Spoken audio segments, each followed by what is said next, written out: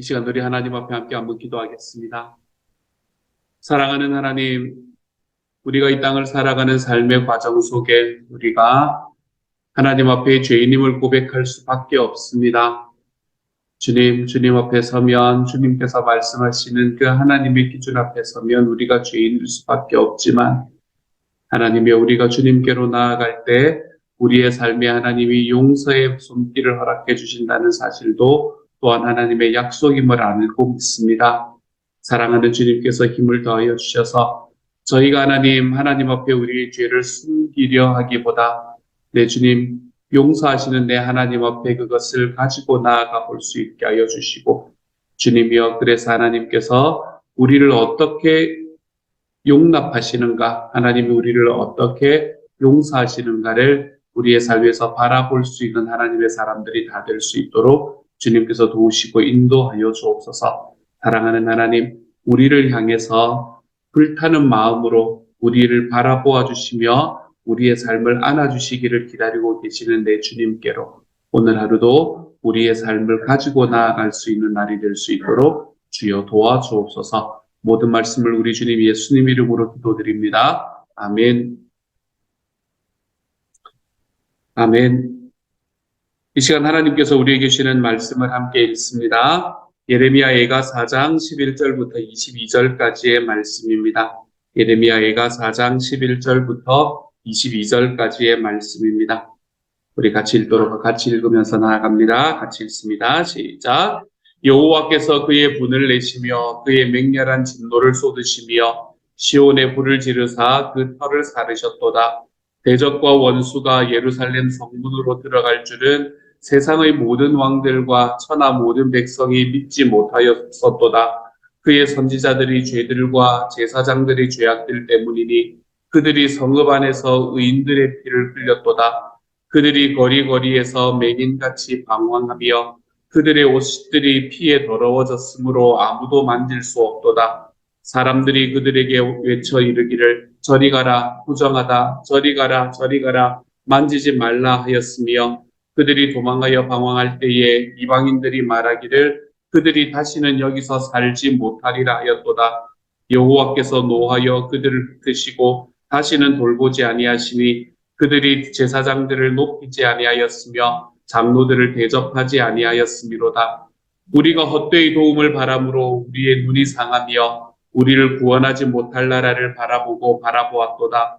그들이 우리의 걸음을 엿보니 우리가 거리마다 다 다닐 수 없으며 우리의 끝이 가깝고 우리의 날들이 다하였으며 우리의 종말이 이르렀도다. 우리를 뒤쫓는 자들이 하늘의 독수리들보다 빠르며 산 꼭대기까지도 뒤쫓으며 광야에서도 우리를 잡으려고 매복하였도다. 우리의 콧김 곧 여호와께서 기름 부으신 자가 그들의 함정에 빠졌으며 우리가 그를 가리키며 전에 이르기를 우리가 그의 그늘 아래에서 이방인들 중에 살겠다 하던 자로다. 우스 땅에 사는 딸 에도마 즐거워하며 기뻐하라. 잔이 내게도 이를지니 내가 취하여 벌거벗으리라. 딸 시온아 내 죄악의 형벌이 다하였으니 주께서 다시는 너로 사로잡혀 가지 아니하게 하시리로다. 딸 에도마 주께서 내 죄악을 벌하시며 내 허물을 드러내시리로다. 아멘. 4절의 말씀에서는 하나님께서 이스라엘을 예루살렘을 멸망시키셨다. 그리고 지금까지는 어떤 이야기를 계속했었나 하면 이런 이야기를 하고 난 다음에 하나님께서 멸망시킨 예루살렘의 모습이 어떠한가라는 것을 우리에게 계속해서 보여주고 있었습니다. 그 모습이 어떠한가. 하나님께서 예루살렘을 멸망시켰고 그 멸망시킨 예루살렘이 지금 너무나 힘들고 어려운 모습 속에 빠져 있다라는 것을 계속해서 묘사해 주듯이 바로 우리 눈앞에서 보듯이 그렇게 묘사해 주었던 이야기가 지금까지의 말씀의 큰 부분이었습니다. 11절의 말씀부터는 조금 그 결을 달리합니다. 물론 앞부분에서 나왔던 이야기이기는 하지만 4장 11절의 말씀부터는 4장 앞부분의 말씀과는 좀 결을 달리하는 이야기를 우리에게 해주고 있죠. 11절부터는 이렇게 이야기합니다. 11절은 주님께서 진노하셔서 타오르는 분노를 퍼부으셨다. 시온에 불을 지르고 그 터를 사르셨다. 하나님께서 예루살렘을 멸망시켰다는 이야기죠. 그렇죠? 예루살렘의 멸망이 다른 나라들의 힘 때문이 아니라 주님께서 주신 그 심판의 결과다라고 이야기를 하는 것을 다시 말하고 있습니다. 그렇게 주님이 진노하시고 분노하셔서 시온에 불을 지르고 그 터를 사르셨는데 12절에 보면 예루살렘 성문으로 대적과 원수가 쳐들어갈 것이라고 세상의 어느 왕이 세상의 어느 민족이 믿었는가? 하나님께서 예루살렘을 붙잡고 계시고 예루살렘은 하나님의 밟은 산이다라고 이야기를 할 정도였기 때문에 신이 함께하는 도시 이렇게 이야기를 하는 곳이 예루살렘이었을 거잖아요. 그렇죠? 신이 함께하는 도시가 멸망할 거라고 어떻게 누가 생각을 했겠는가라고 이야기하고 난 다음에 이제 요거는 그때 당시의 상황을 이야기를 하고요.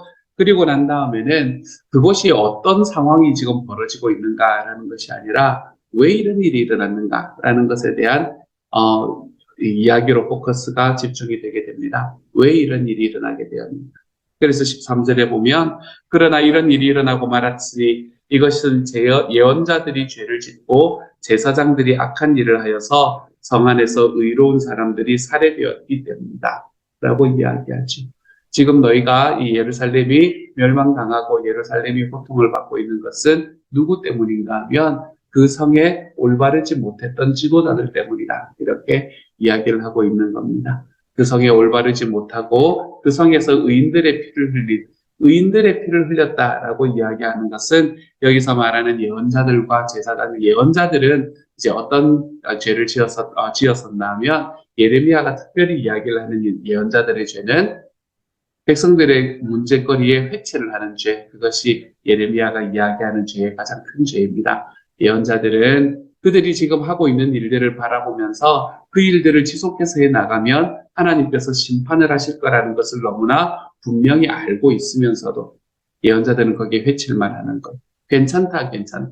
주님께서 우리와 함께 하시는데 너희에게 아무런 일도 일어나지 않는다. 괜찮다. 그냥 그대로 살아도 된다. 이렇게 이야기를 하는 것으로 사람들의 마음에 회칠을 했던 죄악들. 그게 예언자들의 죄악들이었죠.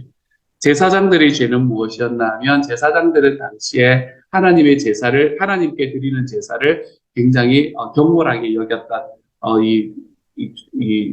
함부로 여겼던 그런 삶의 죄도 있었지만 제사장들은 그때 뭐 하는 사람이었나 하면 재판하는 사람 중에 한 사람들이 제사장들이었거든요. 근데 그 제사장들이 자기들이 하는 재판에 대해서 사람들에게 굳게 재판의 판결을 내리기 시작을 하는 거예요. 그래서 오늘의 말씀을 보면 의인들이 성 안에서 의로운 사람들이 살해되었기 때문이다. 여기서 의로운 사람들이 살해되었다라고 이야기하는 건 그냥 뒤를 쫓아가서 그냥 암살했다 뭐 이런 이야기가 아니거든요. 재판에 실제로 회부를 하고 하지만 그 재판 속에서 나타난 결과물들이 그때 당시에 누군가의 손에 의해서 좌지우지되던 그런 시절들을 이야기를 하고 있는 겁니다. 그러니까 재판이 굽어지는 것. 그것이 바로 오늘의 말씀에서 이야기하는 이 제사장들이 악한 일이 되는 것이죠. 그래서 재판을 굽게 만들고 백성들이 그런 길로 걸어가는 것에 대해서 경고해야 될 사람들이 전혀 경고하지 않으면서 그 사람들이 가는 길 그냥 괜찮다. 너희가 그렇게 살아가도 하나님께서 우리와 함께 계시는데 지금 우리가 살아가는 것이 신의 도성인 예루살렘인데 어떻게 이것이 무너진단 말인가. 지금 여러분이 지금 우리와 함께 있는 것이 여호와께서 자기를 위해서 지으신 하나님의 성전인데 이것이 어떻게 무너진단 말인가 라고 이야기하며 백성들의 마음에 그냥 데일밴드 속에서 붙여주는 너무나 큰 문제가 있음에도 불구하고 괜찮다라고 이야기하며 데일밴드만 계속 붙여주는 그 예언자들의 죄악들, 백성들의 지도자들의 죄악들로 인해서 백성들 전체가 멸망했다라고 이야기하고 있는 것이 오늘의 말씀 13절의 이야기가 우리에게 들려주는 거지요. 그리고는 그 사람들이 그 이후에 어떤 모습으로 사람들 앞에 설 것인가라는 것이 14절부터 16절까지의 말씀에서 묘사되고 있는 이야기입니다. 지도자들이 맹인들처럼 거리를 헤매지만 피로 부정을 탄 몸이라서 아무도 그들의 옷자락을 만지지 않는다. 사람들이 그들을 보고 비켜라, 더럽다, 비켜, 물러서라 라고 소리친다. 그들은 가버렸다. 그들은 떠돌이가 되어야 된다. 문민족 가운데서 다시는 안주할 곳을 찾지 못할 것이다 하고 말한다. 주님께서 진노하셔서 그들을 흩으시고 돌보아주지 않으신다. 침략자들은 제사장들을 대우하지도 않고 장로들을 대접하지도 않았다. 백성들 안에서 백성들이 그냥 가지고 있는 거 괜찮다고 이야기하고 그들에게 판결을 굳게 만들었던 사람들이 결과적으로 예루살렘이 멸망하고 난 다음에 받고 있는 상황들에 대해서 오늘의 말씀은 또한 우리에게 묘사해 주고 있죠. 이 말씀을 바라보면 우리는 너무나 당연하게 이 지도자가 정말 중요하구나라는 생각을 하게 됩니다. 지도자가 정말로 중요하구나. 그것이 큰 공동체이건 작은 공동체이건 상관없이 지도자가 참 중요하구나라는 것을 다시 한번 깨닫게 되지요. 그래서 우리의 기도가 지도자를 위한 기도를 하는 것이 우리들의 삶에 필요한 일이구나라는 것을 다시 한번 깨닫게 됩니다. 여러분, 여러 가지의 문제는 언제나 우리들에게 다가옵니다. 특별히 이것이 사회나 국가의 차원으로 들어가면 한두 가지의 문제가 아니겠지요. 그 안에는 얼마나 많은 문제들이 있겠습니까? 그렇죠? 저는 이 소위 말하는 신자유주의라는 걸 별로 좋아하지를 않습니다. 별로 좋아하지를 않아서 이게 하나님께서 원하신 방향이라고 아무리 생각을 해도 그렇게 마음에 생각이 들지 않거든요. 그래서 이 물결이 저는 별로 좋지가 않습니다. 그렇기 때문에 제가 가지고 있는 저의 기도는 이 사회의 문제 중에 가장 큰 문제 중에 하나는 부의 양극화, 이것이 제가 가지고 있는 가장 큰 문제 중에 하나라고 생각을 합니다. 이스라엘 백성과 유다 백성들이 살아가는 과정 속에서도 하나님께서 예언자들을 내리셔서 백성들에게 너희가 지금 잘못하고 있다라는 이야기를 하시기 시작하셨던 바로 그 순간 이게 주전 8세기 호세아 예언자부터 시작이 되거든요.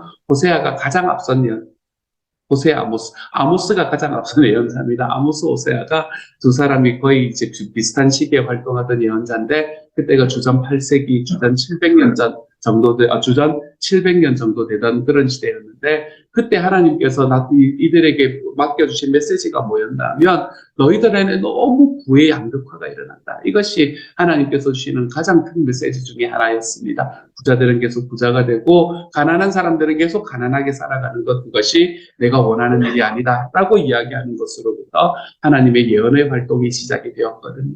이런 것들을 가만히 바라보면 저는 이 신자유주의 문화가 돈을 숭상하고 돈이 무엇보다도 소중하고 내가 가지는 돈이 나의 권력을 좌지우지하는 이 신자유주의적인 문화가 저는 정말로 마음에 들지를 않습니다. 이 길로 걸어가게 만드는 것이 저는 사탄의 개교가 아닐까라고 생각이 들 만큼 저에게는 그게 가장 큰 문제 중에 하나라고 생각을 하거든요. 우리들의 삶이 이렇게 사회나 국가적인 면으로 보면 저는 이제 그것이 제가 가지고 있는 가장 큰 이슈 중에 하나이지만 여러분은 또 여러분 나름대로 또 여러 가지 이슈들을 가지고 있을 거 아닙니까? 그렇죠? 우리의 자녀들이 가정에 관한 문제에 대해서 이제는 잘 배우지 못하고 살아가게 되는 그런 시절을 가지게 될 것이다. 앞으로는 그렇게 될 거거든요. 하나님의 최소한 말씀에서 이야기하고 있는 가정의 개념은 잘 못 가지게 되는, 그렇게 가르치지 않는 때가 앞으로 계속해서 오게 될 거거든요. 그런 것들이 나에게 가장 큰 이슈가 되는 그런 분들도 계실 겁니다. 또 어떤 분들은 우리 주변에서 일어나는 이 지구적인 문제, 다시 말해서 이제 자연이 오염되고 그리고 또 이 기후가 변화되는 이런 문제들이 또 가장 큰 문제 중에 하나로 마음속에 다가오시는 분들이 계실 겁니다. 여러 가지의 문제들이 존재를 합니다. 이 모든 문제들은 우리 안에 그냥 상존하게 될 겁니다. 그렇게 상존하는 문제들 속에서 우리의 기도는 내가 어떻게 하였으면 좋겠습니다. 내가 이렇게 자그마한 한 발을 여기서 디뎌 놓겠습니다라는 기도로 나아가는 것도 중요하지만 그것을 사회적인 시스템으로 갖추는 사람들을 위해서 기도하는 것도 또한 중요합니다. 그것이 우리가 지도자를 위한 기도라고 이야기할 수 있겠죠. 지도자들이 가지고 있는 지혜와 그들이 가지고 있는 지식, 그리고 때로는 그들이 가지고 있는 결단력을 통해 올바른 방향을 가지고 나아가게 만드는 바로 그런 삶. 우리가 그러한 기도의 삶을 우리의 삶에서 좀 행해 나가야 되겠습니다. 오늘의 말씀에서는 이스라엘이 멸망한 것은, 예루살렘이 멸망한 것은 그들이 지도자의 죄 때문이다 라고 이야기를 하고 있습니다. 그들이 지도자들이 자기의 사익을 추구하면서 자기의 사익을 추구하는 과정 속에서 백성들 전체에 일어나는 이 큰 일들을 그냥 방치해버렸다라고 이야기하는 것이 오늘의 말씀에서 예루살렘이 멸망한 이유라고 말하고 있죠. 이런 길을 선택하지 않도록 우리의 삶에서 우리가 뽑은 지금은 민주주의 사회이기 때문에 사실은 우리가 뽑은 사람들이지 않습니까? 그렇죠? 우리가 뽑은 그 사람들이 이러한 길을 걸어가지 않기를 우리가 기도하며 힘써서 함께 이 마음을 모아볼 수 있는 그런 시간이 되어갈 수 있기를 소망합니다. 그래서 우리의 사회에서 작은 문제부터라도 우리의 사회에서 조금씩 풀려날 수 있는 일들이 우리의 삶에서 일어났으면 좋겠습니다. 제가 또 말씀 안 드린 게 있군요. 이 총기 난사 사건, 이런 것들은 지금 올해 들어서 특별히 얼마나 많은 이런 일이 일어나는지 모르지 않습니까? 그렇죠? 하지만 우리의 삶에서 어쨌든 우리 사회에서 일어나고 있는 이 모든 이런 문제거리들을 올바르고 지혜롭게 해결할 수 있는 그런 지도력을 하나님께서 허락해 주십시오. 우리가 그렇게 좀 기도하며 걸어가 볼 수 있는 오늘 하루가 되어갈 수 있으면 좋겠네요. 내가 지도자가 나는 저와 여러분 각자도 어느 이 공동체 안에서는 지도자가 되어 있겠지만 오늘은 특별히 우리 사회와 그리고 우리 국가를 이끌어가는 지도자들을 위해서 우리가 한 번쯤은 기도하고 그들이 올바른 선택을 할 수 있게 하기 위해서 우리가 마음을 좀 모을 수 있는 우리의 기도가 될 수 있으면 정말로 좋겠습니다. 그리고 난 다음에 이제 16절까지의 말씀에서 이런 제사장들과 장로들 그리고 이 예언자들에 관한 이야기를 하고 난 다음에 17절의 말씀부터는 요거 누가 이야기했는지가 애매한 부분이 등장을 합니다. 여기서는 우리라고 이야기를 하거든요. 우리라고 이야기하는 것이 과연 일단 최소한 뭐는 아닌가 하면 예루살렘 백성들의 이야기는 아닙니다. 근데 여기서 우리라고 이야기를 하는 것이 예레미야일 수도 있고 아니면 예루살렘이 의인화되어서 이야기를 하는 부분일 수도 있습니다. 제가 왜 그렇게 생각하는지를 한번 들어보세요. 예레미야라고 생각해도 별 문제가 없고 예루살렘이라고 생각해도 별 문제가 없습니다. 한번 읽어볼게요. 우리를 도와줄 사람을 우리가 눈이 빠지도록 기다렸으나 허사였다. 우리를 구하여 주지도 못할 나라를 우리는 헛되이 바라보고만 있었다. 가는 곳마다 침략자들이 우리를 엿보니 나다닐 수가 없었다. 우리의 끝이 가까이 왔고 우리의 날이 다하였고 우리의 마지막이 이르렀다. 우리를 쫓는 자들은 하늘의 독수리보다도 빨라 산속까지 우리를 쫓아오며 사막에 숨어서 우리를 노린다. 우리의 힘, 곧 주님께서 기름 부어 세우시니가 그들이 함정에 빠졌다. 그는 바로 문민족 가운데서 우리가 그의 보호를 받으며 살 것이다 하고 우리가 말한 사람이 아니던가. 우스 땅에 사는 딸 에도마 기뻐하며 즐거워할 테면 하려무나. 이제 내게도 잔이 내릴 것이니 너도 별 수 없이 취하여 벌거벗을 것이다. 도성 시온아, 이제 내가 지은 죄의 형벌을 다 받았으니 주님께서 다시는 내가 사로잡혀가지 않게 하실 것이다. 에돔의 도성아, 주님께서 내 죄악을 벌하시며 내 죄를 밝혀내실 것이다 라고 이야기합니다. 21절과 22절의 말씀은 거의 10중 8구 예레미야가 한 말일 것 같습니다. 왜냐하면 22절에서 도성 시온아라는 말이 나오기 때문에 그렇지요. 예레미야가 도성 시온을 바라보면서 이 에돔을 바라보면서 하는 이야기인 것 같습니다. 하지만 20절까지의 말씀, 17절부터 20절까지의 말씀은 우리가 누가 한 말씀인지는 누가 한 이야기인지가 분명하지는 않습니다. 예레미야가 이야기했을 수도 있고 예루살렘이 이야기했을 수도 있죠. 하지만 어쨌든 이 이야기 속에서 지금 이 화자는 여기서 지금 이야기를 하고 있는 사람은 자기의 날이 마지막이 다가왔다라는 것을 감탄하면서 누구에 관한 이야기를 하고 있냐면 에돔에 관한 이야기를 하고 있습니다. 20절의 말씀에 보면 어떤 일이 일어나는지 정확히는 몰라요. 성경은 정확하게 기록하고 있지는 않습니다. 하지만 20절을 보면 우리의 힘, 곧 주님께서 기름 부어 세우시니가 그들이 함정에 빠졌다. 왕이 함정에 빠졌다는 이야기겠죠. 그렇죠? 그는 바로 문민족 가운데서 우리가 그의 보호를 받으며 살 것이다 하고 우리가 말한 사람이 아니던가. 지금 왕이 누군가의 함정에 빠졌다는 것. 근데 이 그들의 함정이라고 이야기하는 것은 바벨론을 이야기하는 것은 아닌 것 같습니다. 바벨론은 지금 막 함정하고 이럴 정도의 이 국력을 가진 나라가 아니었어요. 그냥 쳐들어와서 멸망시켜버리면 끝나는 그 정도의 완전 제국의 국력을 가지고 있었기 때문에 바벨론은 막 함정을 파고 이런 나라가 아니었습니다. 그러면 아마도 그 바벨론의 편에 붙어서 예루살렘에서 함정을 파고 했던 나라가 있었을 것인데 그것이 어디였을 건가 하면 에돔이었을 것이다 라고 여기에서는 우리가 바라볼 수 있게 되는 거죠. 그래서 21절에서 갑작스럽게 에돔에 관한 이야기가 나타나는 겁니다.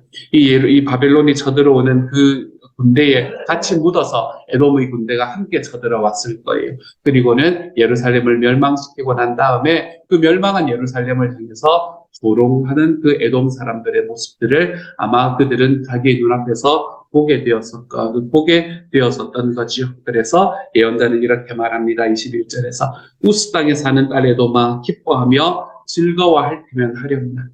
이제 내게도 잔이 내릴 것이니 너도 별 수 없이 취하여 벌거벗을 것이다 라고 이야기하는 말씀으로 이야기가 되는 거죠. 그리고 이렇게 이야기했던 것처럼 에돔도 역시 그때 바벨론에게 멸망당하는 일을 얼마 있지 않고 겪게 되는 것을 우리는 역사를 통해서 볼 수 있게 됩니다. 그리고 시온에게 마지막으로 위로하는 말씀이 22절의 말씀입니다. 도성 시온아 이제 내가 지은 죄의 형벌을 다 받았으니 주님께서 다시는 내가 사로잡혀 가지 않게 하실 것이다.